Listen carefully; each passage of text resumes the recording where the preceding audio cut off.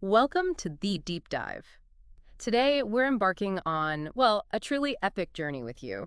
It's one filled with unbelievable strength, human frailty, and a conclusion that really resonates even now. Absolutely. We're diving deep into the story of Samson. Exactly. And our guide for this is the animated telling from the Bible in a Nutshell YouTube channel. Now, we know you're looking to grasp the heart of these significant narratives without getting, lost in a sea of details. And that's precisely our aim here. Yeah, we're going to try and extract the most compelling insights from Samson's life, pinpointing those moments that hold perhaps the greatest significance for you. And what I think you'll find fascinating is how this animated format really helps us see the core of Samson's story. It kind of strips away some complexities, lets us focus on the dramatic arc, the key The events. things that made him such a lasting figure. Precisely. Okay, so let's start right at the beginning. The scene is set against, well, a backdrop of hardship for the Israelites, 40 long years under Philistine rule. A really tough time. Yeah.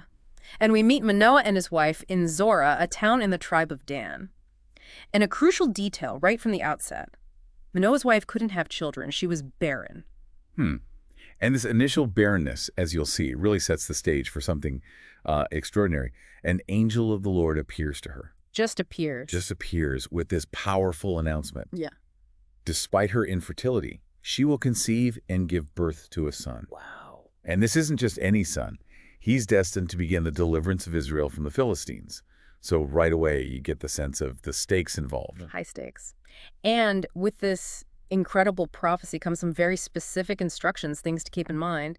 The Nazirite vow. That's key. No wine or strong drink, no unclean food, and maybe most famously, his hair must never be cut. Never cut. It signifies his unique dedication to God right from the womb. It really underscores that this isn't, just a normal birth. Not at all. Exactly. This Nazirite vow was a profound commitment. It set an individual apart for God's particular service. And in Samson's case, this dedication is intrinsically linked to his extraordinary strength and his divinely appointed role. Like a superhero origin story almost. In a way, yeah. Yeah. You then see Manoah's prayer. He understandably wants to know how to raise this special child, right? Makes sense. And the angel actually returns to reiterate those vital instructions, just hammering home how important this is. So then comes the birth itself. They name him Samson. And the narrator makes a point of telling us that the Lord blessed him and the Spirit of the Lord began to stir him in Mahana's, that area between Zorah and Eshtal.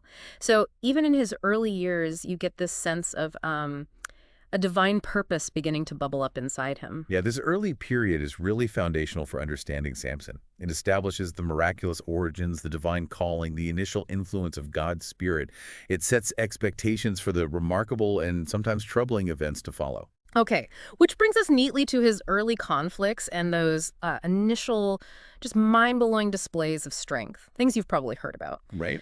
The first major instance is his desire to marry a Philistine woman from Timnah. Which immediately causes friction. Yeah, much to the dismay of his parents, they just couldn't understand why he wouldn't choose someone from their own people, an Israelite. And their objection, from their cultural and religious standpoint, it makes perfect sense. You can see why they'd be worried. Totally. However, the narrative specifically tells us, and this is crucial, that this was from the Lord, who was seeking an occasion to confront the Philistines. So there's a hidden layer here. It looks like a personal choice, maybe even a questionable one. But there's a divine hand at work, pulling strings behind the scenes, using even Samson's desires for a larger purpose. Okay. And on his way to Timnah, that absolutely iconic encounter happens, the young lion. The lion, yes. I imagine the animation makes this really vivid, the sudden attack, maybe in a narrow path through vineyards. And then this overwhelming power just descends upon Samson. The Spirit of the Lord rushes upon him. And he tears the lion apart with his bare hands. The text says, as one might tear a young goat. Just raw, incredible strength. And the craziest part, he keeps it a secret. Doesn't tell his parents. That secrecy is interesting, isn't it? It suggests maybe a very personal aspect to his strength, maybe something he doesn't fully understand himself yet. And then the story gets even weirder. On his return journey, He finds honey. Inside the lion's carcass, bees had made a hive in there. It's bizarre. And this bizarre event becomes a basis for his famous riddle at the wedding feast. Right, the riddle.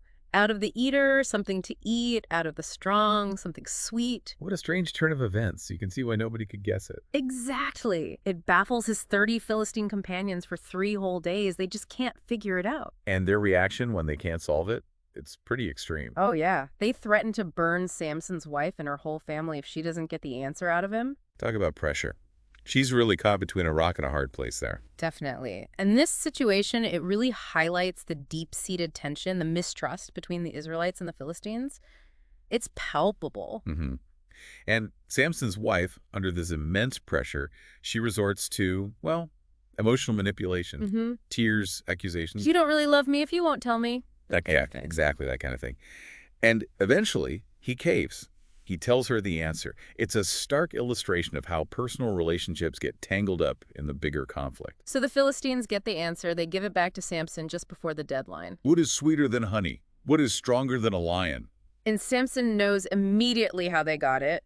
His reaction is explosive. Absolutely furious. He knows he's been betrayed. He goes down to another Philistine city, Ashkelon, strikes down 30 men, takes their garments. And gives them to the guys who solved the riddle.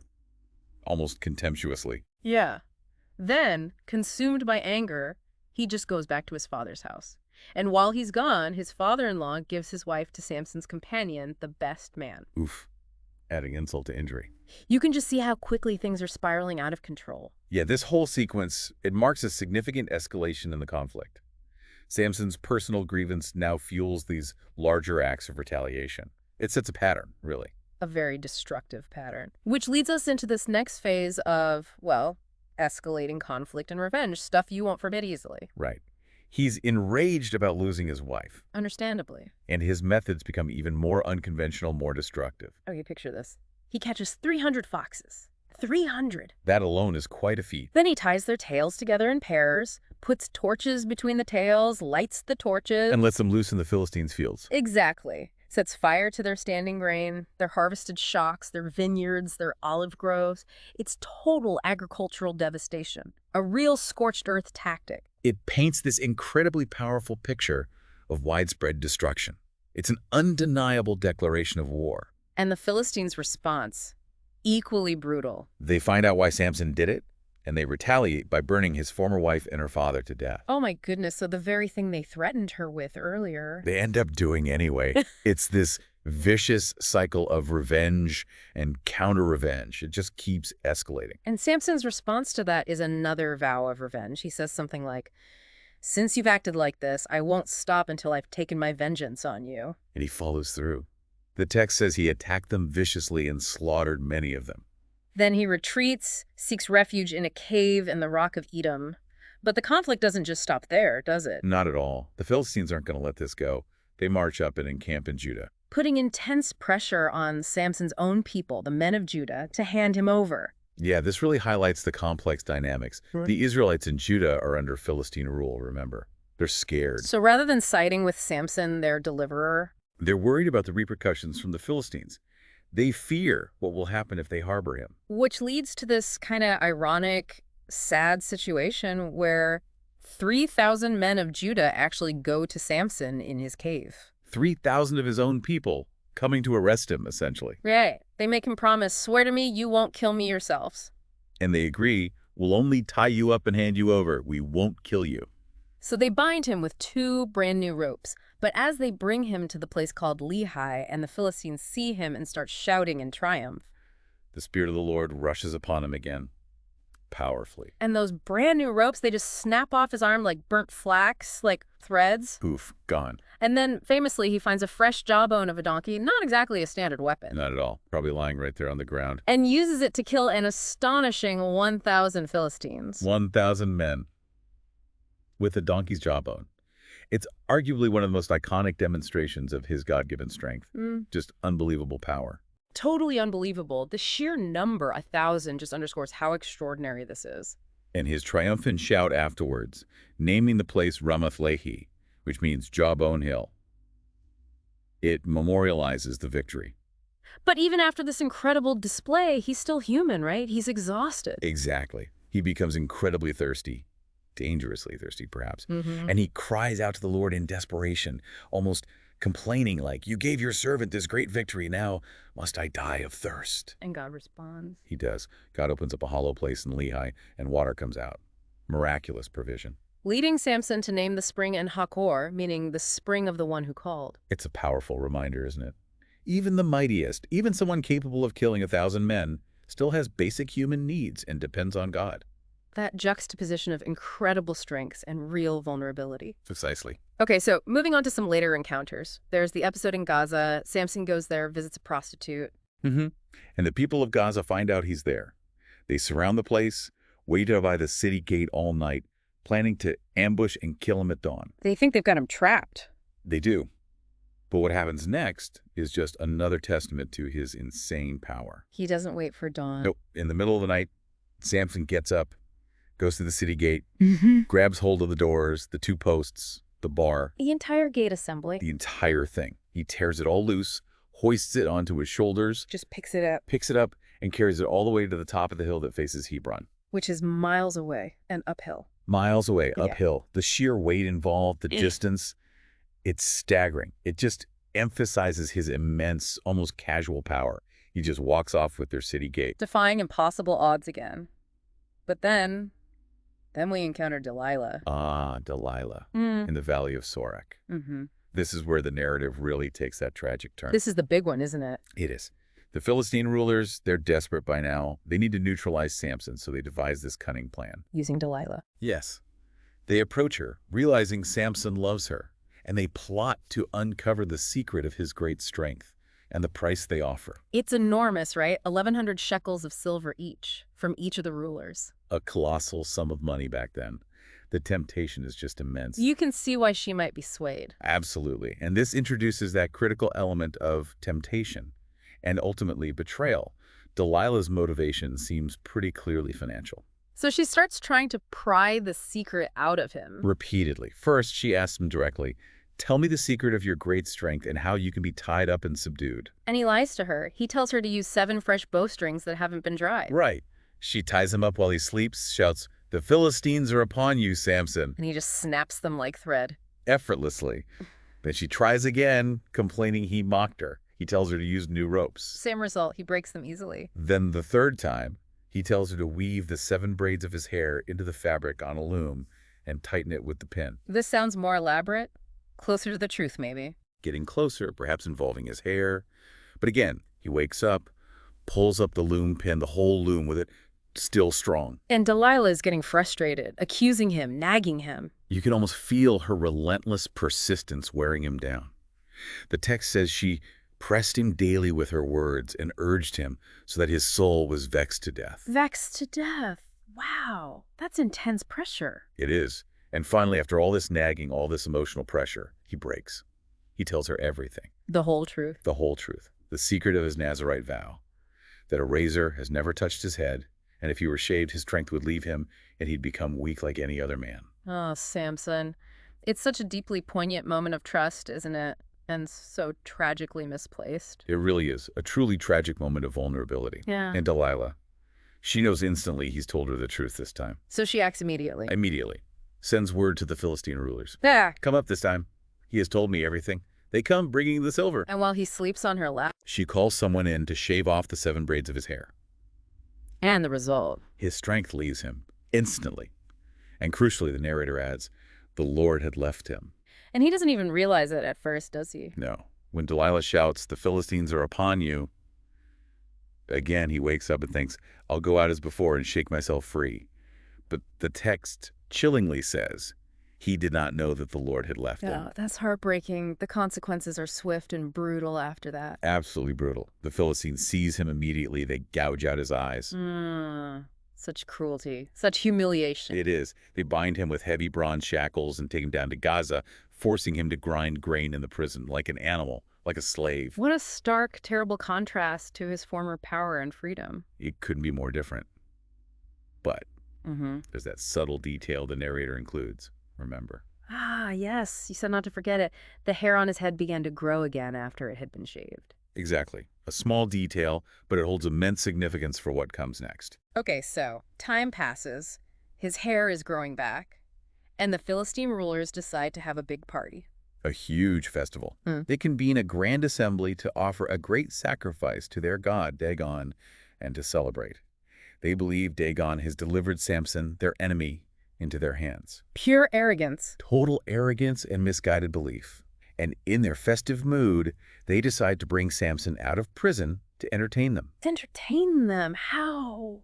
just to mock him. Yeah, to mock him, make sport of him in his blindness and captivity. They stand him between the pillars of the temple, and the place is packed. How packed. All the rulers of the Philistines are there, and the text says there were about 3,000 men and women up on the roof watching the spectacle. It underscores the sheer scale of this event. 3,000 people on the roof alone. Wow! So, in this moment of utter humiliation, total despair, Samson makes a final request. He asks the young servant guiding him by the hand, What does he ask? "Put me where I can feel the pillars that support the temple, so that I may lean against them." He has an idea. His last desperate chance. It seems so. And then he prays.